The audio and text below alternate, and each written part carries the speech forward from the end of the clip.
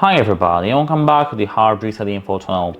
Today I'm going to tell you how you can easily use the auto connect to Bluetooth devices on your Samsung smart monitor.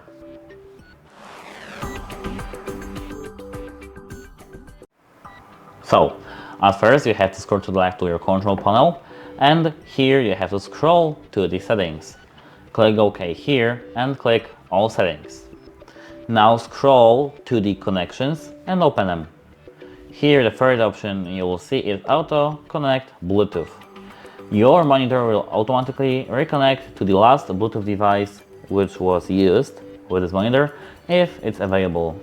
You can either enable this option or disable this option using just a simple click here with the giant circle button, which is the OK button.